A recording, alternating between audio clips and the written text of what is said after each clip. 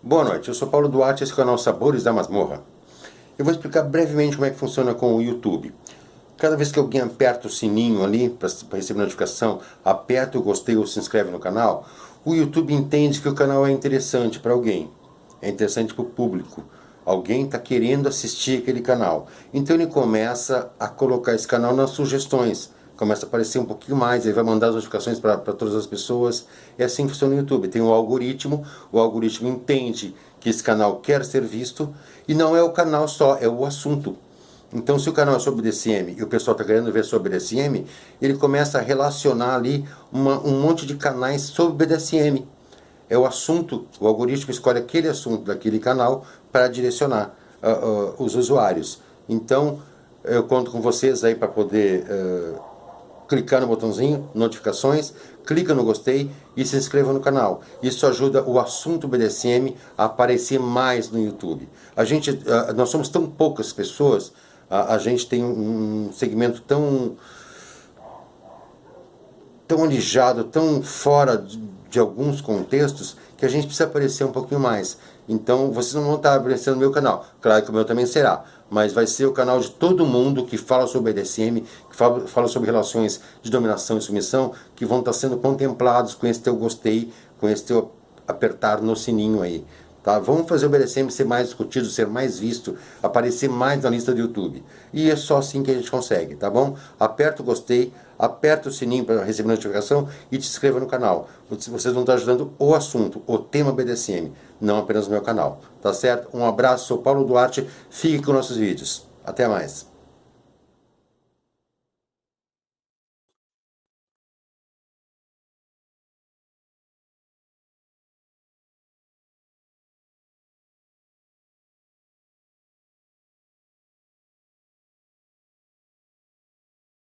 Boa noite, Paulo. Tudo bem? Tudo ótimo, Isabela. Obrigado pelo convite. Eu que agradeço. É um privilégio poder conversar contigo hoje aqui no Grupo Liberdade, que é o grupo de WhatsApp que eu sou administradora, onde nós vamos fazer 25 perguntas para ti a respeito de BDSM, que é um tema que você entende bem, né? Mais ou Então eu menos. vou começar então com a primeira pergunta. Ok. A primeira pergunta é a seguinte, Paulo. Nós sabemos que você é praticante de BDSM e que você vive uma DS de continuidade com a Nuala, né? Sim. Então, gostaríamos de saber o que você acha em relação a BDSM versus amor. Tu acha, Paulo, que o amor ele pode atrapalhar o top quando executa alguma prática, principalmente a prática de spanking, que é uma das práticas que tu faz com a tua aula e com as tuas posses? O que tu tem a dizer sobre isso? Isabela, eu escuto muito isso de muitas pessoas, tá? Eu escuto muito top dizendo que não se apaixonam, que não tem relacionamentos sentimentais com as suas submissas, que poderia atrapalhar. A gente fala perder a mão, né? Que o cara perderia a mão. Não acontece, tá? Quem me acompanha nas redes, no site, sou moderador do site Verdugo, quase todo mundo sabe disso, e eu postei lá um texto e recentemente repliquei esse texto no Facebook também, que é "Dom Apaixonado Pode". É um texto muito legal, onde eu confesso o meu amor por Nuala, sem nenhuma vergonha, sem nenhum problema. E eu tô com, a gente está junto há 8 anos. Quem acompanha a minha vida BDSM, quem vê as minhas fotos, sabe que eu não perdi a mão. Eu tenho fotos lá que no Brasil é difícil de ver, poucas pessoas fazem. Atos Mendes, um rapaz lá, Amante está no grupo, inclusive, mande um beijo para ti. Um abraço para o Atos Mendes. Ele é um puta top. E ele tem umas fotos muito parecidas com as minhas. Até melhores que as minhas, tá? Uma inveja branquinha. Eu não perdi a mão. Eu não deixei aquela crueldade de sádico, né? Por conta de estar apaixonado. Não existe isso. Eu acho que a entrega fica muito mais completa, muito mais plena. Eu acho que quando a submissa nota que o seu dom, o seu dono, está apaixonado, ela se entrega muito mais completamente. Eu acho que a relação fica muito mais cheia e a entrega fica plena, fica completa dos dois lados. Eu acho muito interessante, e o retorno que a gente tem quando a gente confessa esse sentimento é um retorno maravilhoso e recomendo a todo mundo. Então, se está apaixonado pela sub, chama num canto e diz assim, olha, eu te amo. Vocês vão ter uma sub maravilhosa na mão. Muito obrigada, Paula, pela tua resposta. Inclusive, eu li o texto que tu escreveu, né, e publicou a respeito de dom apaixonado, se pode, né, ou não, dentro do BDSM, e foi um dos motivos de eu querer fazer essa pergunta para ti aqui na entrevista. Gostei muito da tua resposta. E agora eu vou te fazer a pergunta número 2.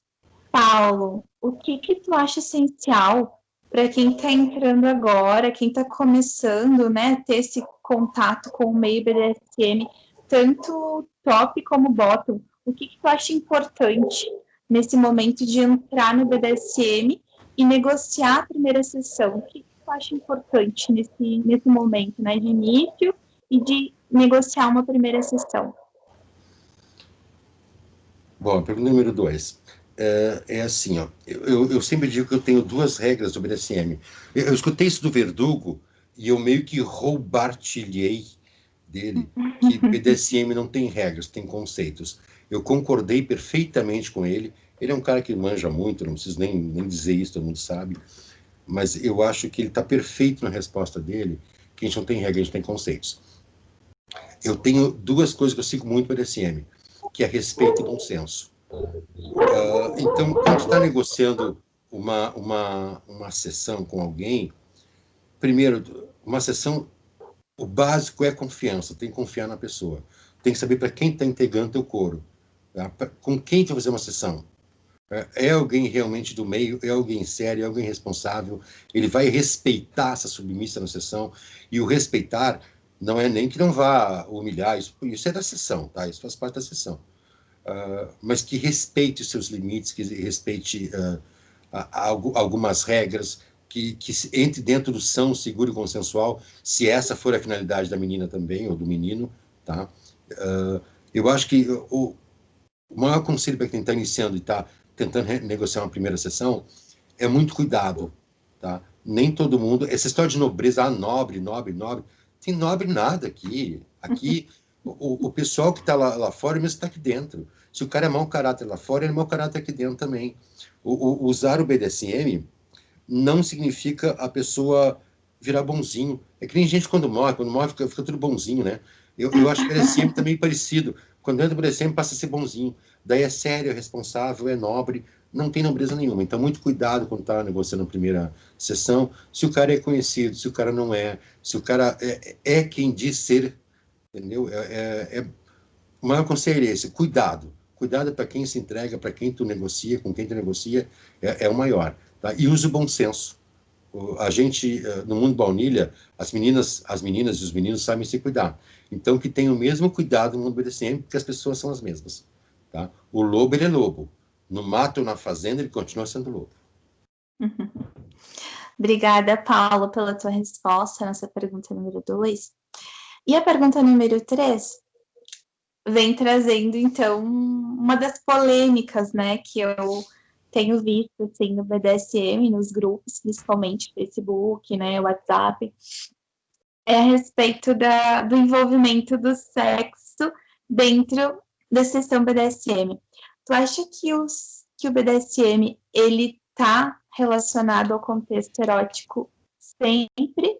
Ou tu acha que não, que o sexo não é fundamental dentro da sessão BDSM? O que tu acha sobre isso? Boa noite. A pergunta número 3.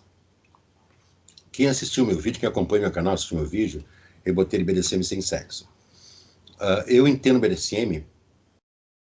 Eu sempre falo em escaninha. Escaninha não é do tempo de vocês, tá? Escaninha é do tempo antigo. É um armário, assim, que não tem portinhas. São vários compartimentos, várias caixinhas, assim, que a gente botava correspondência no escritório ali, com o departamento marcado em cada gavetinha, em cada caixinha. Aquilo chama escaninho. Para mim, o BDSM é um escaninho.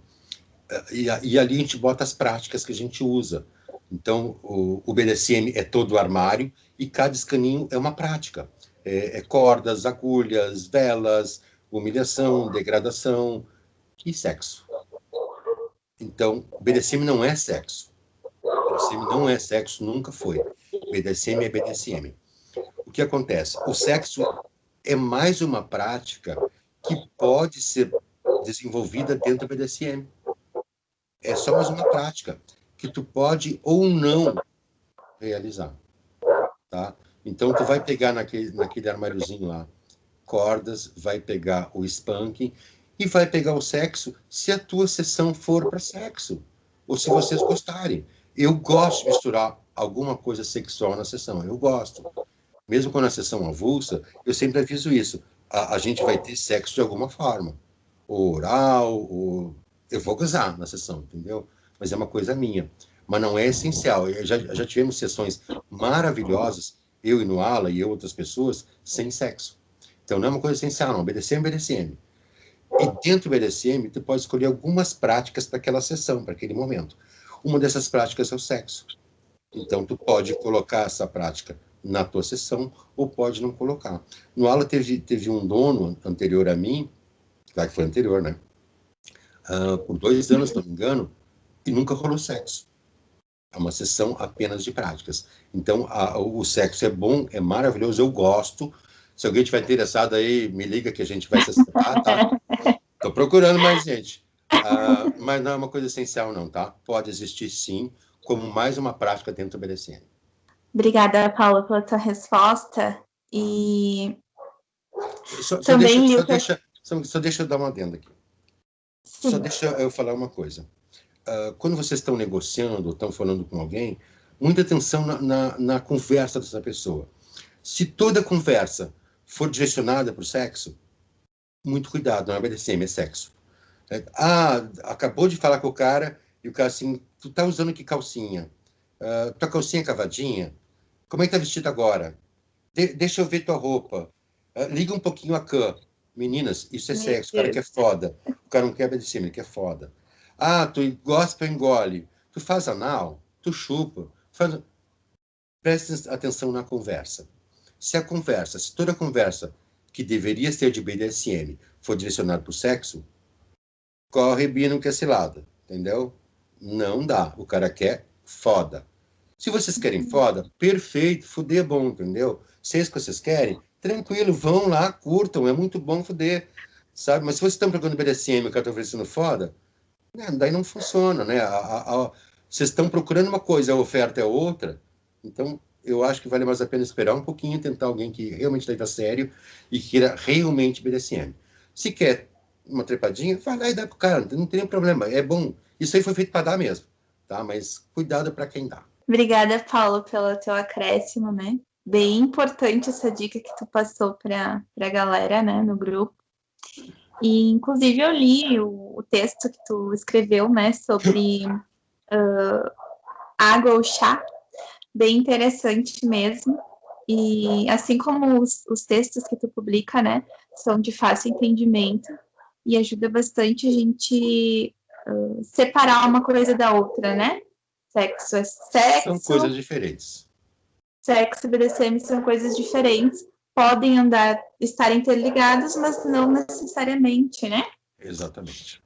Vou te fazer, então, a pergunta número 4, que diz assim: Paulo, sabe-se que o BDSM surgiu a partir do sadomasoquismo. E as letras BD, que se referem à bondade e disciplina, elas vieram depois.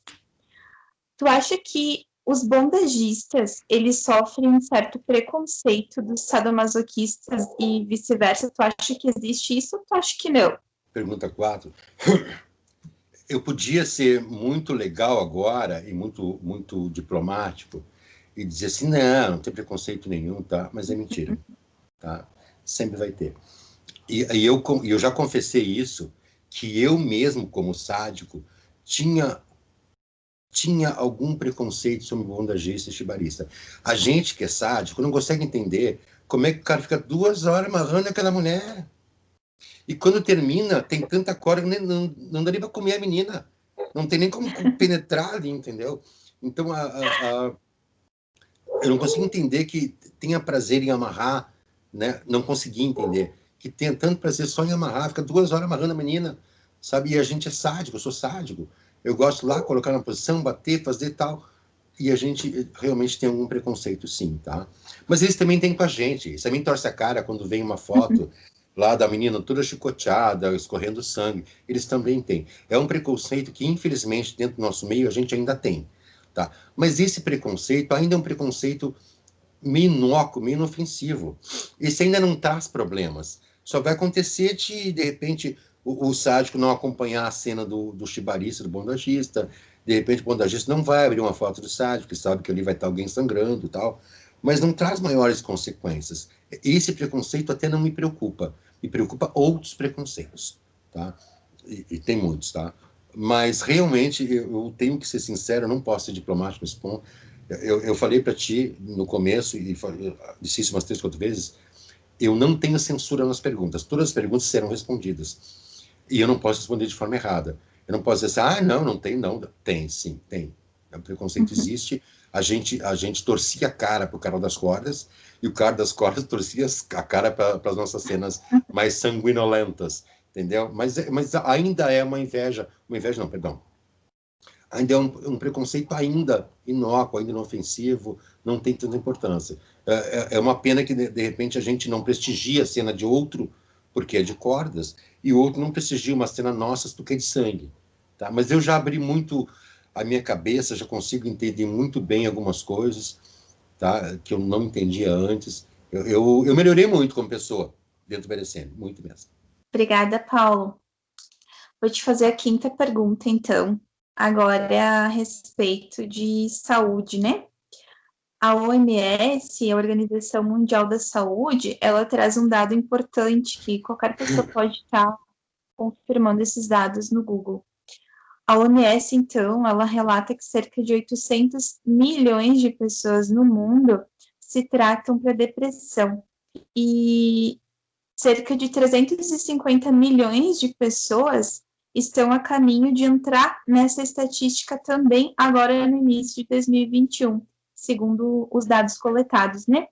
E aqui no Brasil, interessante que o nosso país ele é considerado pela OMS o país com maior número de pessoas diagnosticadas depressivas da América Latina. Pensando nisso, Paulo, eu quero te perguntar o seguinte: tu acha que o que tu acha a respeito do BDSM e saúde mental? A pergunta número 5. Bom, primeiro deixa eu só responder uma coisa.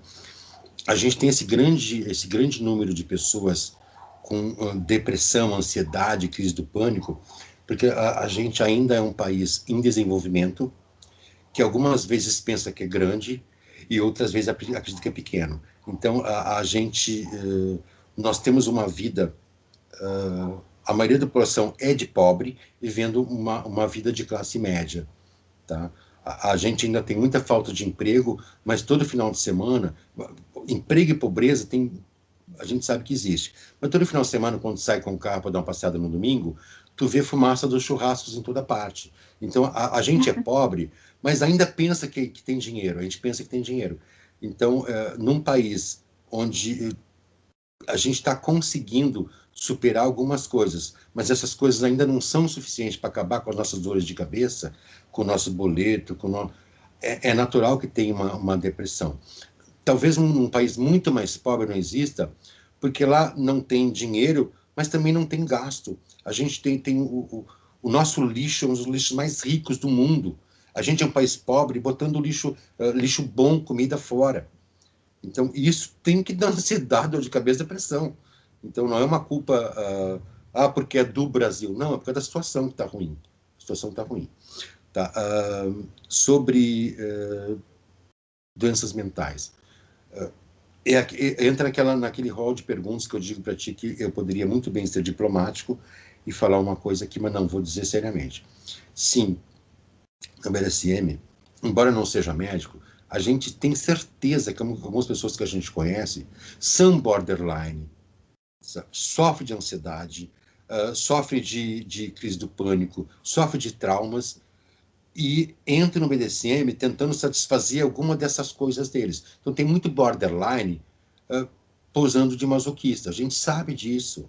A gente tem 2 amigas que a gente tem certeza que são borderline e estão como masoquistas. Mas eu não tenho como diagnosticar, não sou médico, não tenho como dizer assim, aquela lá é borderline. Não, a gente só acha que é. A gente tem certeza que é, a gente aposta que é, mas não tem como saber. Mas é uma coisa interessante também. Eu tenho uma outra amiga que ela tem crises, né? Crises. E olha que interessante.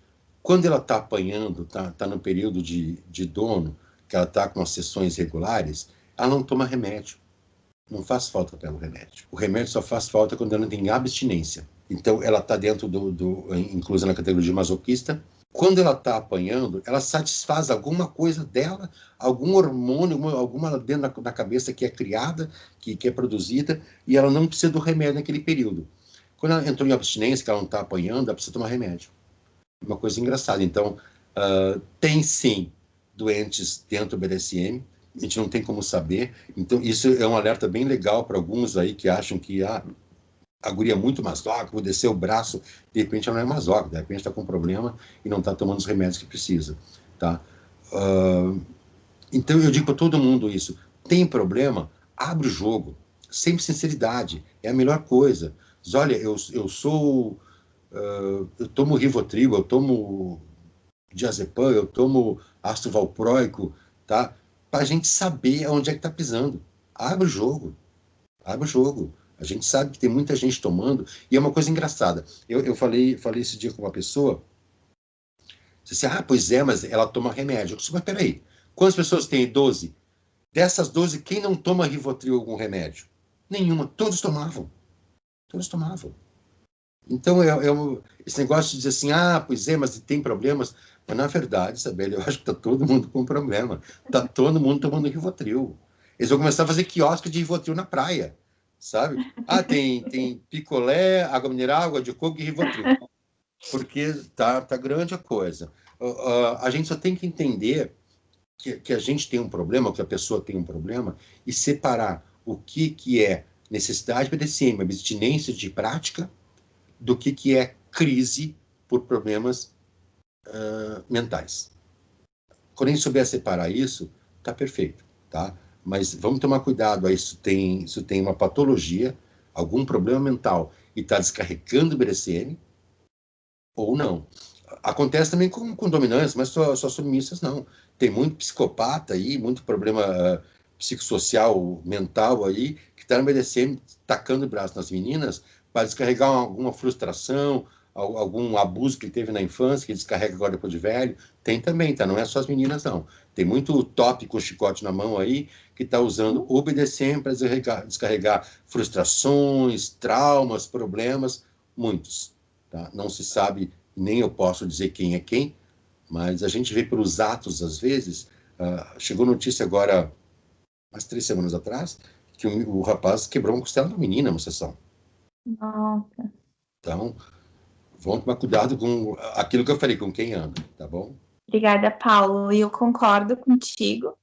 Eu trabalho na área da saúde, né? Então, eu tenho um pouquinho de noção a respeito dos transtornos mentais e, inclusive, o primeiro contato sobre assuntos de sadomasoquismo foi através, né, do meu curso que eu fiz. Então, realmente, muitas pessoas, elas buscam uma fuga, né, através da dor e também de causar, infligir dor a outro, e não necessariamente a um fetiche, mas sim, como tu falou, é um caso patológico, né?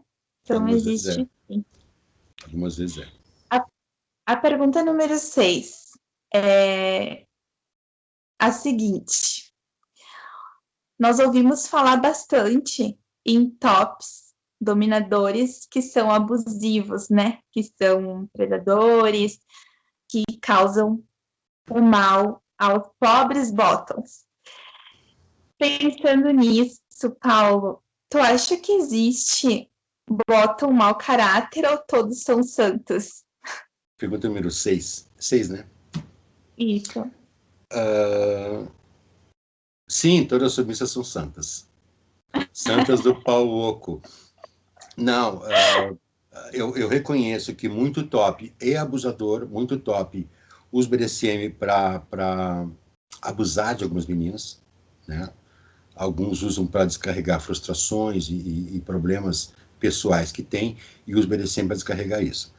Mas sim, muita submissa também é mau caráter, tá?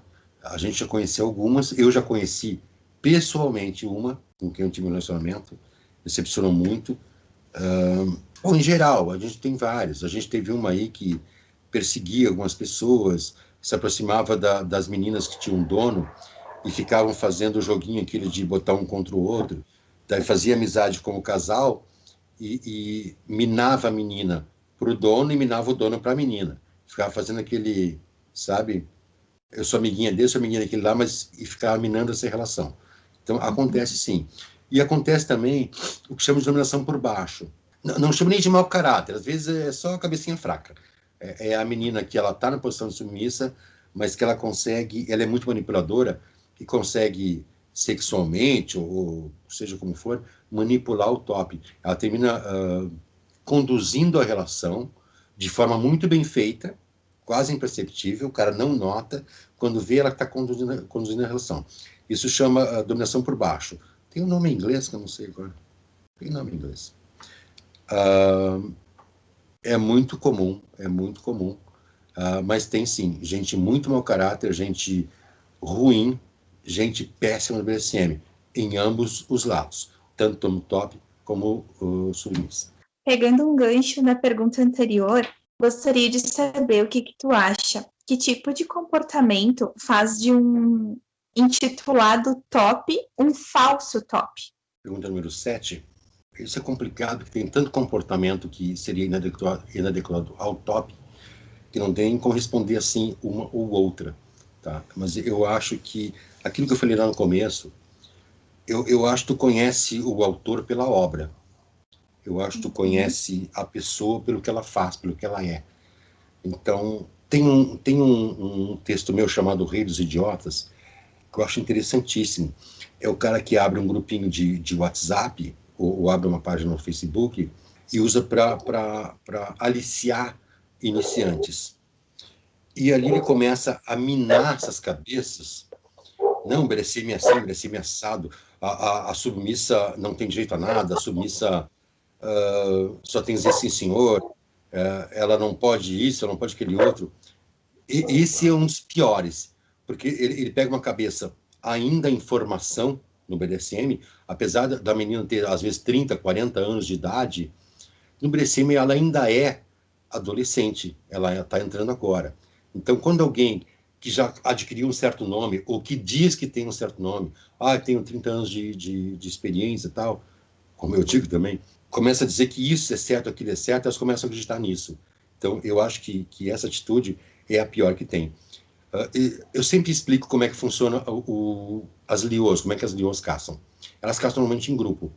Então, elas chegam perto da manada, escolhem um alvo e separam essa vítima da manada. O que elas fazem? Uma vai por um lado e separa aquela presa da manada, porque ela sozinha fica indefesa. Então, o que eles fazem?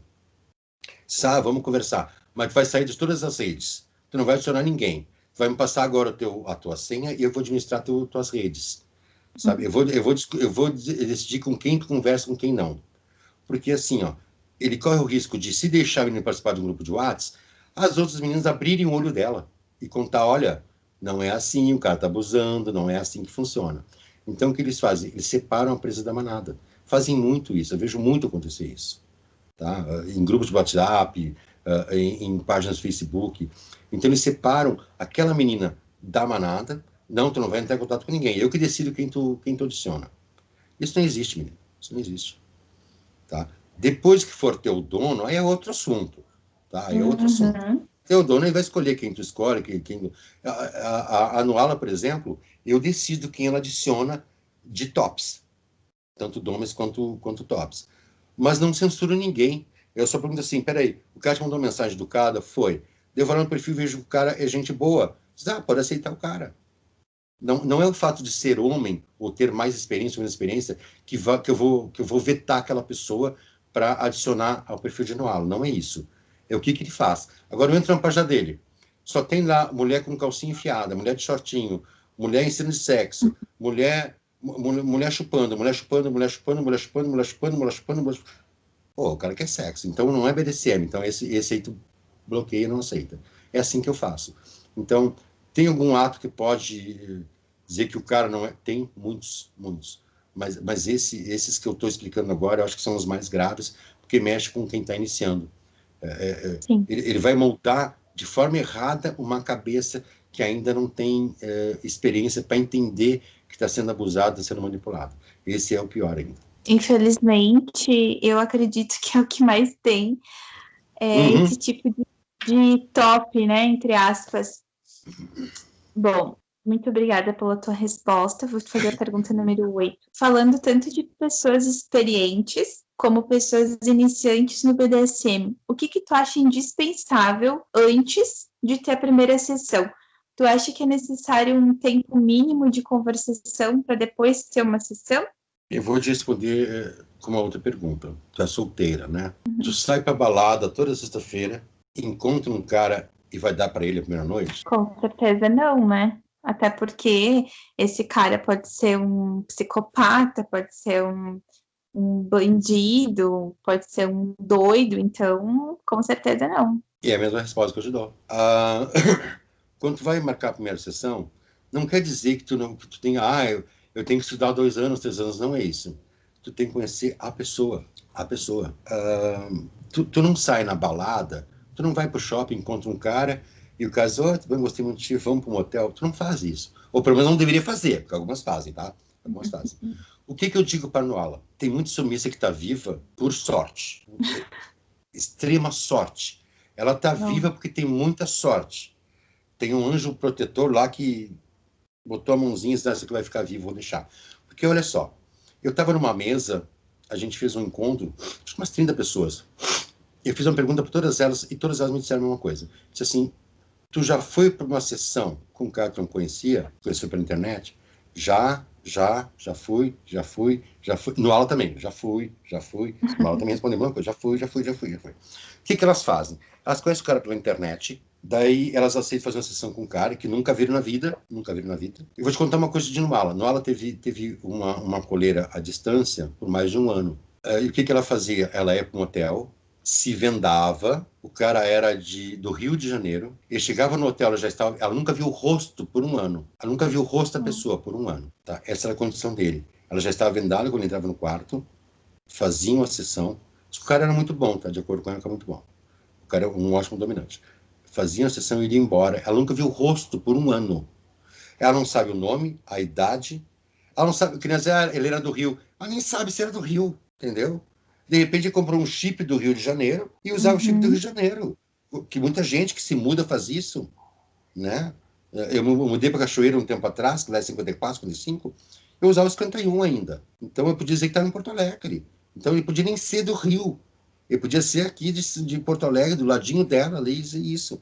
E acontece. Então eu vou dizer o que elas fazem, tá? Elas aceitam ir para um hotel com alguém que elas não conhecem, o cara pega em algum ponto, põe no carro, leva para um hotel. Lá ele vai vendar, amordaçar e amarrar a menina. E vai fazer a sessão. Ótimo, que legal. Chegou no final da sessão. Tu foi comida, usada e espancada. Tá perfeito. Era isso que tu queria. Mas ele podia, depois de te amarrar, vendar e amordaçar, tirar uma faca da bolsa. Vão descobrir no outro dia os picadinhos em cima da cama. Meu Deus. Meu Deus. Pensando nisso agora, ai meu Deus. Mas muitas fazem isso e fazem ainda. Fazem ainda.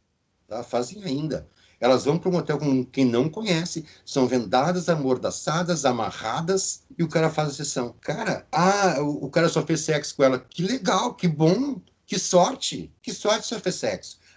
Como sessão não valeu, o cara só fez sexo. Mas tá ótimo, ela podia estar morta. E se o cara é um psico lá e tira uma faca, uma motosserra da bolsa, uma navalha e pica a menina Então, cuidado com o que vai fazer, primeira sessão.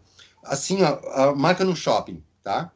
Daí tu pega o telefone e diz assim, Dom Zé, eu vou tirar uma foto nossa, que vou mandar para uma amiga minha, tá? Daí tira uma selfie dos dois, assim, ó. Tira uma selfie dos dois e manda para tua amiga. Amiga, esse é o Dom que tô indo fazer sessão agora. Chama de safe friend, né? Safe friend é um amigo de segurança que tu tem. Claro que ele pode ainda te picar na faca lá no hotel, mas vão saber quem é ele, tá lá a foto dele contigo. Então ele vai pensar 2 vezes antes de fazer alguma coisa contigo. Então, vai ter um encontro com alguém, marca num shopping para saber quem é quem, tá? Não vai direto para uma parada de ônibus do metrô lá, marca num shopping, onde tem um monte de gente, porque ali se tu decidir não ir para a sessão e não pode fazer nada contigo. Tu decidir assim, olha, eu vou, não leva a mal, mas eu não vou fazer uma sessão com o senhor, eu estou indo embora, ele não vai poder fazer nada dentro do shopping. Daí tu pega o telefone e faz isso que eu falei. Tira uma foto do menino, assim, minha amiga, esse é o rapaz que eu estou saindo agora, ó. E tira uma foto com ele. Ou dele, né? E envia para tua amiga. Vai ser mais seguro, tá bom? E se ele for um cara legal mesmo, ele vai entender e vai aceitar isso. Ele é capaz de fazer uma pose para selfie, entendeu? Se ele for legal, ele vai aceitar. Eu já fiz isso. Eu sentei com a menina e disse assim, tu não quer tirar uma foto nossa para mandar para uma amiga tua, por segurança, para te ficar mais tranquila? Porque ela estava muito nervosa na hora. Marquei num shopping da minha casa, ela estava muito nervosa. E eu vi que ela estava preocupada com o fato de não me conhecer. Se tu não quer tirar uma foto nossa para mandar para uma amiga tua, eu te explico que a gente está indo para um outro lugar fazer uma sessão. Ela fez isso e realmente ela ficou muito mais tranquila depois. Então faça a mesma coisa. Ótimo.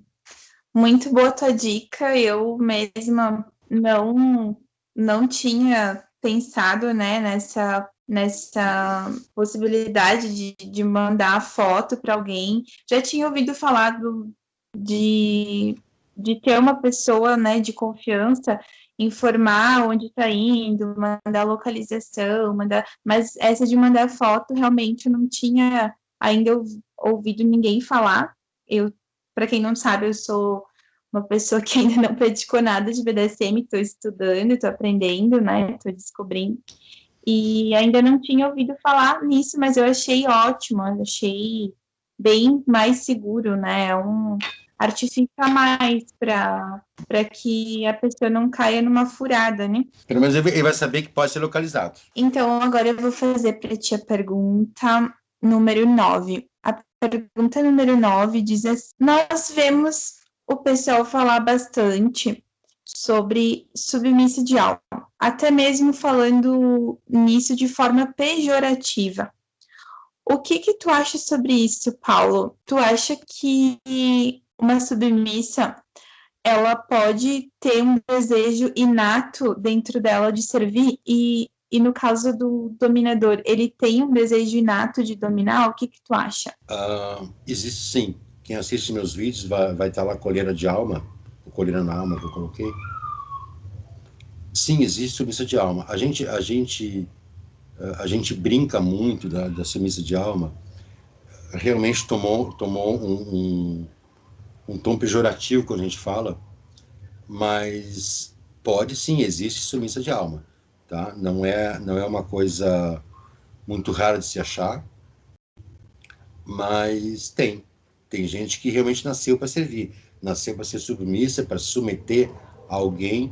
É uma coisa que ela traz, é inata, ela traz dentro dela, e ela precisa disso para ser feliz, para se satisfazer. Então, existe sim submissa de alma, assim como tem dominantes que nasceram para servir.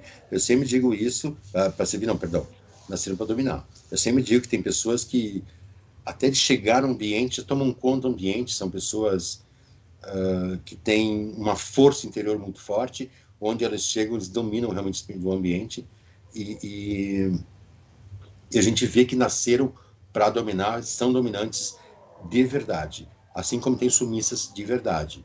No ala é uma que só é feliz servindo, conheço mais algumas pessoas que só são felizes servindo, tá? Se submetendo, tendo um dono, tendo uma mão, tendo uma coleira, uma mão no pescoço, só assim são felizes. Existe sim, o termo é um pouco usado de forma pejorativa, mas que existe. Inclusive, tu tem um vídeo no teu canal falando sobre submissa de alma, né? E é um vídeo bem interessante para quem quer assistir. Eu já assisti e gostei bastante. Pergunta número 10, Paulo. O que você acha sobre as pessoas que são adeptas a sessões avulsas e play partners? Eu sou a favor. Eu acho que a sessão avulsa é uma coisa importante na vida de muita submissa e de muito dominante. Não tem como a gente praticar no início da nossa vida no BDSM sem ter um play partner, sem ter alguém com quem a gente possa desenvolver alguma prática. Tá? Então, eu acho que é muito importante. A submissa avulsa, embora alguns entendam isso como, e vou usar uma expressão que eu já ouvi, vagabundinha de BDSM, carne de todos, mais umas coisas que tu ouve às vezes, tá? Não tem nada a ver uma coisa com outra. Eu acho que a avulsa, a play partner, é muito importante para um monte de coisas. E tem gente que simplesmente não quer ter dono. Tem masoquistas, por exemplo, que elas não querem ter dono, elas não são submissas, elas são masoquistas. Elas não querem se submeter a ninguém, não querem ter um dono. Elas querem fazer sessão. E tem outras pessoas que gostam de fazer sessão avulsa. É o que elas gostam, entendeu? Ou como aprendizado, a menina quer aprender sobre obedecer, mas não quer ter um dono agora, ela é nova. Ela não quer ter um dono, ela não quer estar amarrada a alguém. Então, nada mais natural que ela procure alguém, um play partner, um dom dominante, e faça sessão com ele para saber. De repente, ela tem uma curiosidade sobre Spank com cane, nunca participou. Chama alguém que ela conhece, que ela confie, diz: olha, eu quero fazer uma sessão de cane, mas não sei se eu aguento. Então, vamos assim, devagar, vamos indo, vamos fazer do jeito que dê para levar. E funciona. E funciona, eu acho que fica melhor. Tu consegue descobrir se é aquilo que tu quer, se é aquilo que tu gosta. Sem essa experimentação, não tem como tu saber. Tu não pode procurar um dono. Quando vai fazer vestibular, por exemplo, tu faz lá um teste, né, para saber para que lado tu vai. Se era da saúde, de exatas, de não sei o quê, de humanas, o que tu vai fazer. Então é normal que tu faça esse teste. É sempre assim. Quando tu te forma lá na medicina, tu vai fazer um estágio. Então, nada mais natural. Eu acho que a vulsa é válido e eu apoio sempre, tá? Sempre cuidando com quem faz, tá? Mas eu apoio sempre. Obrigada, Paula, pela tua resposta. Vou te fazer a pergunta número 11, então. Fala-se muito sobre a negociação e que ela é fundamental antes de ocorrer uma sessão entre top e bottom. Pensando nisso, e se tratando de pessoas adeptas a avulsas, você acha certo ou errado o bottom negociar com mais de um top ao mesmo tempo? Se possível, eu gostaria que tu justificasse a tua resposta. Primeiro que a negociação tem que existir sempre, tá? Seja em avulsa, seja em relacionamento, a negociação sempre tem que existir. Se for avulsa, tu não tem como saber sobre limites da menina, sobre preferências da menina, sobre resistência da menina, se ela é resistente à dor, se não é. Então, se não tiver uma negociação antes para acertar isso, não tem como saber como é que eu vou conduzir uma sessão sem saber nada da menina, no escuro. Tudo bem, pode rolar a sessão, mas não vai ser completamente satisfatória. Porque normalmente uma sessão tu vai usar aquilo que tu sabe dela, né? Se ela é resistente, se não é, se ela é mais masoca, menos masoca, e isso só vai saber numa negociação, numa conversação. Então, antes mesmo sendo avulsa, tem que fazer uma negociação sim, tá? Tem que acertar. Impor limites, o que eu faço, o que eu não faço. A negociação sempre é bem-vinda. A outra parte é se deve haver negociação ou não, mas tinha mais uma coisa na pergunta aí. Em relação à avulsa, tu acha que o bottom, ou a submissa, no caso, o submisso, tem responsabilidade com esse top, visto que a avulsa, como nós falamos na pergunta anterior, é um tipo de relação sem o vínculo, sem precisar ter o comprometimento, né? Lembrei da pergunta. Se é certo... que se a pessoa que é adepta à avulsa, ela pode estar negociando uma avulsa com mais de um top ao mesmo tempo? Pode. Ela não tem nenhum vínculo com ninguém. Pode sim. Depende do que acertarem na negociação. Se o cara acertou que ele quer uma play partner fixa, tu não vai ter minha colher, mas vai ser minha partner fixa, nenhum problema. Tá tranquilo. Tu pode cobrar fidelidade e exclusividade. Tá? Pode cobrar. Mas tem muita submissa que é avulsa mesmo. Não tem nenhum compromisso com ninguém. Ela pode fazer uma avulsa com fulano, paciência, né? Se tu quer exclusividade, tu tem que propor isso a ela. Olha, eu te quero como play partner, mas eu quero exclusiva, só vai fazer sessão comigo. E ela aceita ou não, tá? Mas se ela não tem vínculo contigo e quer fazer play partner, quer fazer play com outro, uma prerrogativa dela, ela pode fazer, se ela não tiver compromisso contigo. Então, vale o que foi negociado. Eu negociei exclusividade? Não. Então, eu posso fazer com outro. Obrigada pela tua resposta, porque eu percebo, assim, muito, né, que existe uma crítica grande, né, com as pessoas que querem fazer avulsa, e também essa questão, né, de tá negociando, já tem um vínculo, já tem um compromisso durante a negociação, né, com o top, e não, no caso, essa questão de avulsa, que ela tem essa liberdade. Eu percebo, assim, que parece que não tem, na opinião de muitos, né, mas a tua resposta, na verdade, também eu compartilho da mesma opinião, né? Que se a pessoa quiser ser adepta de avulsa, não ter vínculo, ela não precisa ter digamos assim, uma exclusividade com uma pessoa, desde que ela deixe claro isso para outra pessoa e outra pessoa concordou, beleza, é isso aí, né?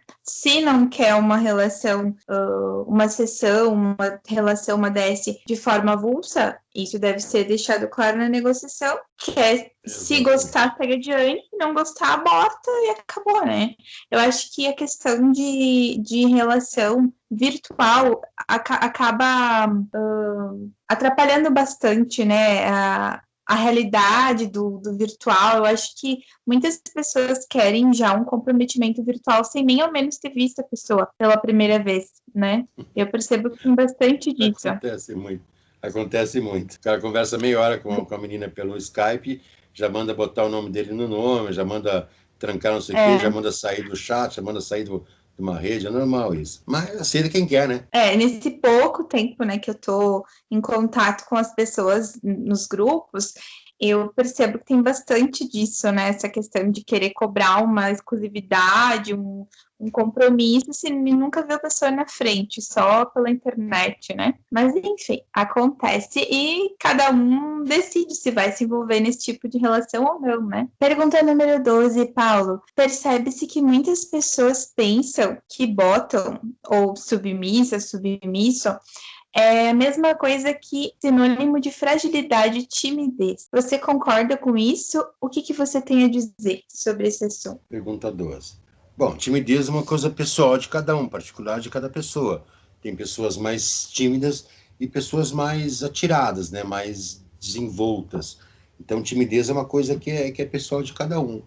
Inclusive, tem pessoas muito tímidas na vida social que se soltam no BDSM. E tem o contrário, tem aquela pessoa que é muito, muito expansiva no social e se fecha no BDSM.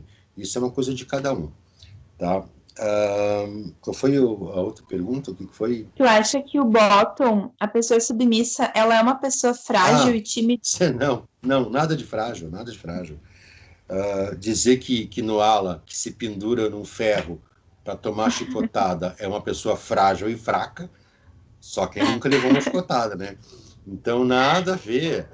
Pelo contrário, eu acho que a submissão é tão forte que ela tem condições de escolher para quem se entregar. Então, porque, vamos ser sinceros, para bater no peito, chegar numa roda de amigos assim, eu sou submissa, não dá para ser uma pessoa fraca. Tem que ser uma pessoa muito forte, porque ela vai assumir uma postura que normalmente pessoas comuns não assumiriam.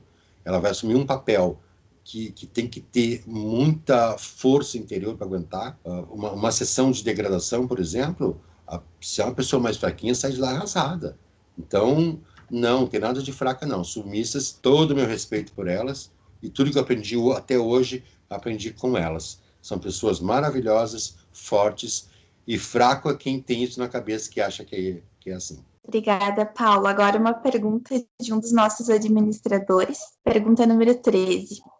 Algumas poucas pessoas se preocupam em proteger o meio BDSM dos chamados red flags e alertam os membros da comunidade através de uma espécie de lista que contém características comuns que esses indivíduos de mau caráter têm. Paulo, você acredita que seja possível identificar um red flag com certa facilidade?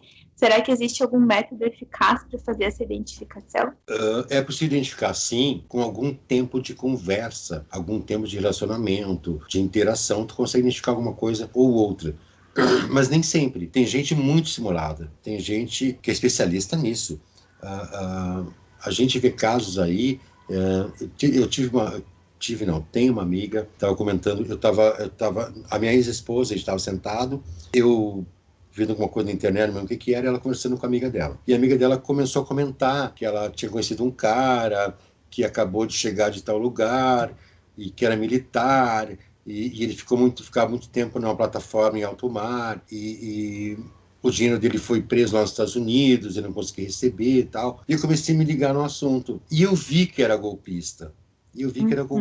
Daí eu pedi permissão para as duas, me meti na conversa, e ela me explicou tudo do cara, e eu vi que era golpe. Eu disse, olha, menina, é golpe, o cara está aplicando um golpe em ti.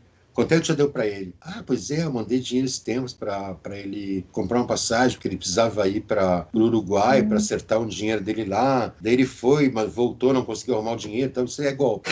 Daí um amigo meu que é policial, a gente entrou em contato com ele e ele puxou a ficha do rapaz. Ele já tinha enganado uma médica, duas advogadas, uma psicóloga. Quer dizer, não é gente desinformada, não é gente sem instrução. Duas advogadas que lidam com lei, ele conseguiu tirar dinheiro delas. Então, por mais que tu cuide, que tu tente enxergar alguma coisa no cara que destoe do que deveria ser o normal, às vezes tu não consegue. Às vezes é possível que ele consiga te enganar. Às vezes é possível isso. Tá? Então, muito cuidado com tudo que o cara fizer, fica de olho, mas algumas vezes eles conseguem realmente passar a perna na gente. Tá? Engana muita gente e esperta, porque eles vivem disso, eles são bons de lábia, eles têm um bico doce, são bons de lábia, eles têm uma carinha de bom menino, de bom moço, então às vezes eles conseguem enganar sim. Não é, tem vezes que a gente consegue perceber, mas tem vezes que não. E não é porque a menina foi burra, não, é que eles são muito espertos mesmo. Bem interessante, né? Essa questão dos red flags. Importante, né? Que as submissas, né? Os submissos, os bottoms, se atentem e procurem, né? Estudar a respeito, saber algumas características comuns para poder identificar e não cair. Vamos para a pergunta 14, que diz assim: visto que vivemos na era da tecnologia e, de fato, o meio virtual possibilita que até mesmo os que se denominam caseiros possam conhecer pessoas e iniciar relacionamentos, sejam eles baunilha, BDSM ou fetista, o que tu acha, Paulo? O que tu tem a dizer sobre as relações virtuais e as relações à distância no BDSM? Bom, relações virtuais e à distância, e também sendo a mesma coisa, né?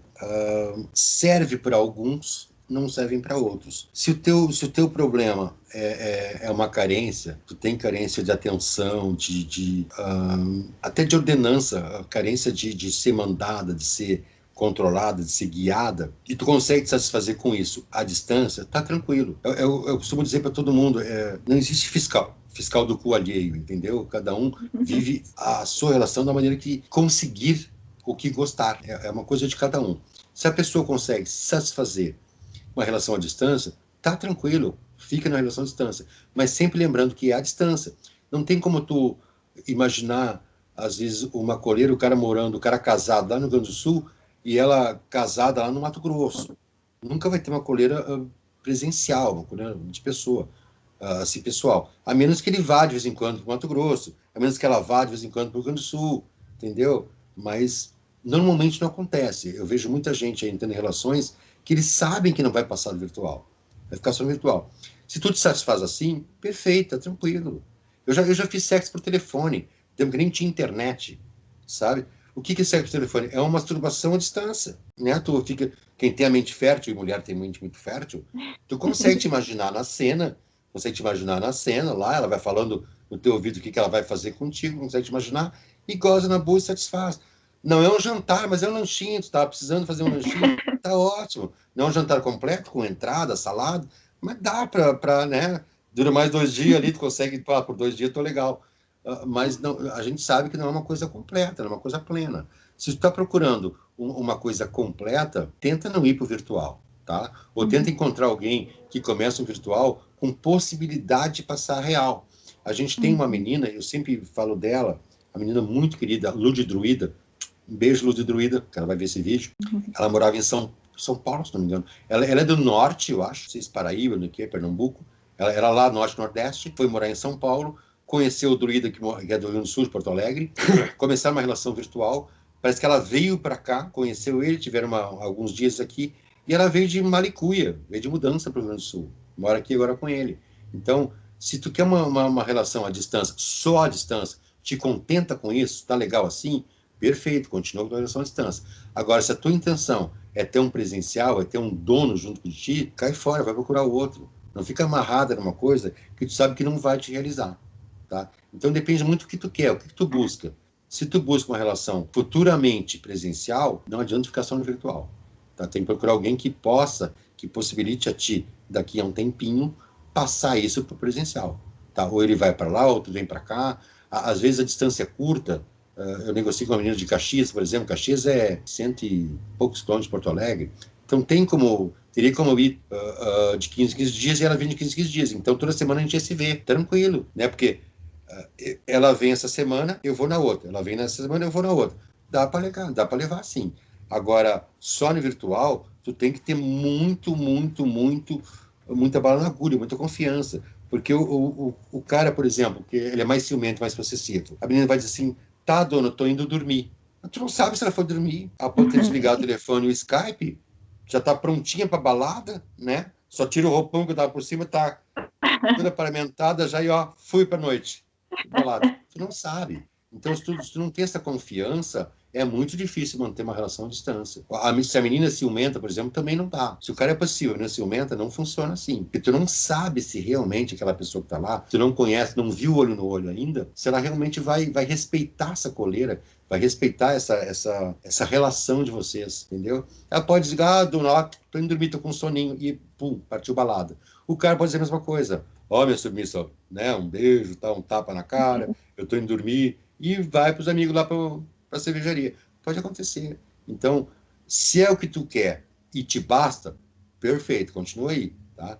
Mas tu quer uma coisa melhor, ou mais que isso, não te castra, não te define por essa relação. Continua buscando uma outra relação que vai te deixar mais satisfeita. Eu sempre digo que o que importa é a tua satisfação, seja como submissa ou como dominante.